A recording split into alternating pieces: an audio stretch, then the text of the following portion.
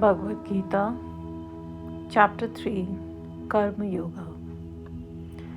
Arjuna said, O Janardhan, O Keshava, why do you want to engage me in this ghastly warfare if you think that intelligence is better than fruitive work? My intelligence is bewildered by your equivocal instructions. Therefore, please tell me decisively which will be most beneficial for me. The Supreme Personality of Godhead said, O sinless Arjuna, I have already explained that there are two classes of men who try to realize the self. Some are inclined to understand it by empirical philosophical speculation, and others by devotional service. Not by merely abstaining from work can one achieve freedom from reaction, nor by renunciation alone can one attain perfection. Everyone is forced to act helplessly according to the qualities he has acquired from the modes of material nature.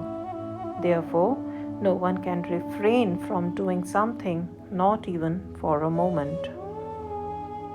One who restrains the senses of action, but whose mind dwells on sense objects, certainly deludes himself and is called a pretender. On the other hand, if a sincere person tries to control the active senses by the mind and begins Karma Yoga in Krishna consciousness without attachment, he is by far superior. Perform your prescribed duty, for doing so is better than not working. One cannot even maintain one's physical body without work. Work done as a sacrifice for Vishnu has to be performed. Otherwise, work causes bondage in this material world. Therefore, O son of Kunti, perform your prescribed duties for his satisfaction, and in that way you will always remain free from bondage. In the beginning of creation, the Lord of all creatures sent forth generations of men and demigods, along with sacrifices for Vishnu, and blessed them by saying, Be thou happy by this yajna, sacrifice, because its performance will bestow upon you everything desirable for living happily and achieving liberation. The demigods, being pleased by sacrifices, will also please you, and thus, by cooperation between men and demigods, prosperity will reign for all. In charge of the various necessities of life, the demigods, being satisfied by the performance of yajna, will supply all necessities to you. But he who enjoys such gifts without offering them to the demigods in return is certainly a thief. The devotees of the Lord are released from all kinds of sins because they eat food which is offered first for sacrifice. Others who prepare food for personal sense enjoyment verily eat only sin. All living bodies subsist on food grains which are produced from rains. Rains are produced by the performance of yajna, and yajna is born of prescribed duties. Regulated activities are prescribed in the Vedas, and the Vedas are directly manifested from the Supreme Personality of Godhead. Consequently, the all-pervading transcendence is eternally situated in acts of sacrifice. My dear Arjuna, one who does not follow in human life the cycle of sacrifice thus established by the Vedas certainly leads a life full of sin.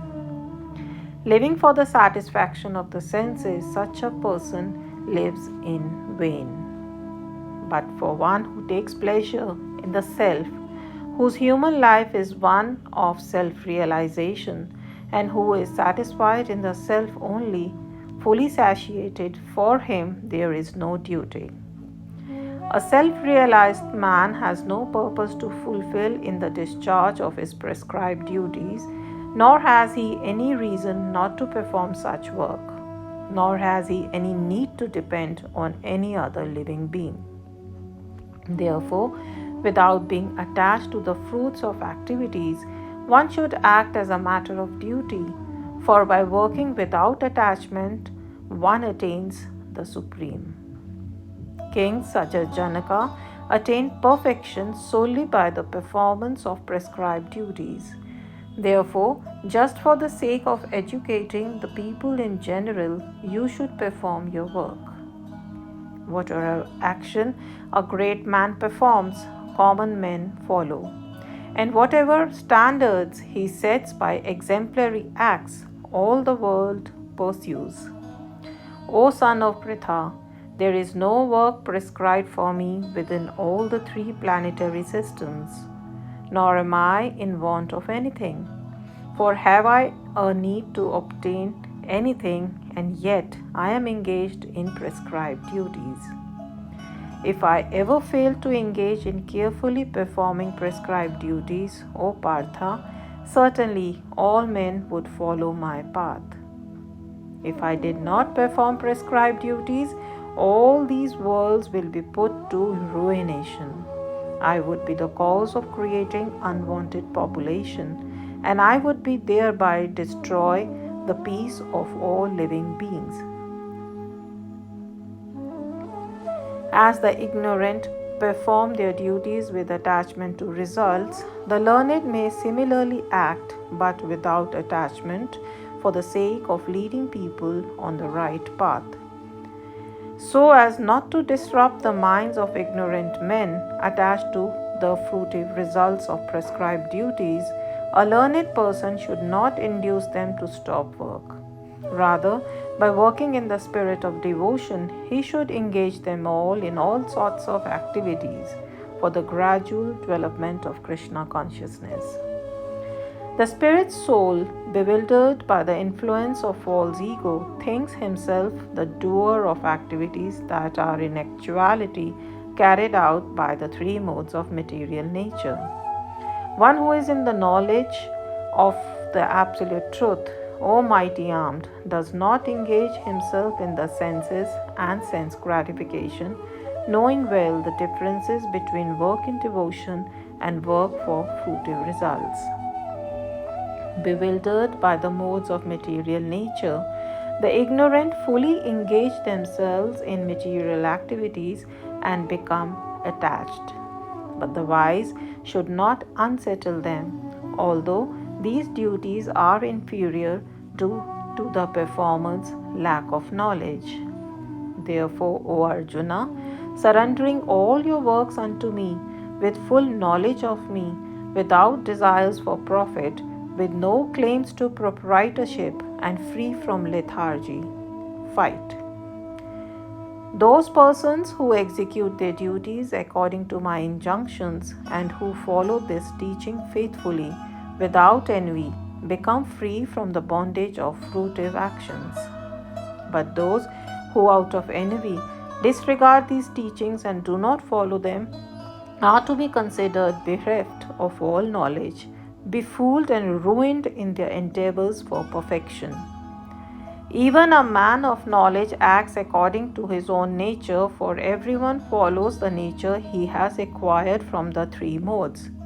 What can repression accomplish? There are principles to regulate attachment and aversion pertaining to the senses and their objects.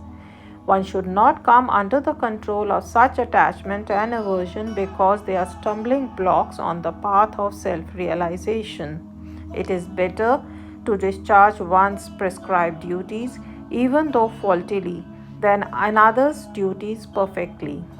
Destruction in the course of performing one's own duty is better than engaging in another's duty, for to follow another's path is dangerous.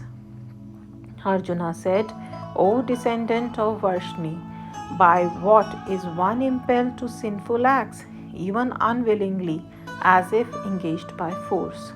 The Supreme Personality of Godhead said, It is lust only, Arjuna, which is born of contact with the material mode of passion and later transformed into wrath, and which is the all-devouring sinful enemy of this world.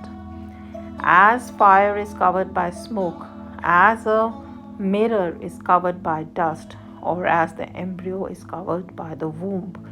The living entity is similarly covered by different degrees of this lust.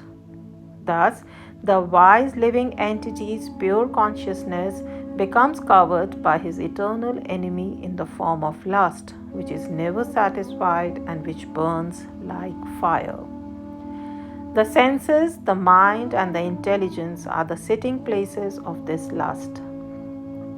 Through them, lust covers the real knowledge of the living entity and bewilders him.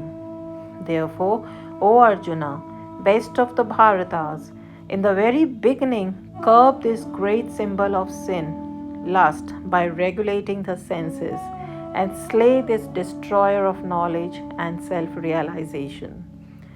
The working senses are superior to dull matter. Mind is higher than the senses. Intelligence is still higher than the mind, and he, the soul, is even higher than the intelligence. Thus, knowing oneself to be transcendental to the material senses, mind, and intelligence, O mighty armed Arjuna, one should steady the mind by deliberate spiritual intelligence, Krishna consciousness, and thus, by spiritual strength, conquer this insatiable enemy known as lust.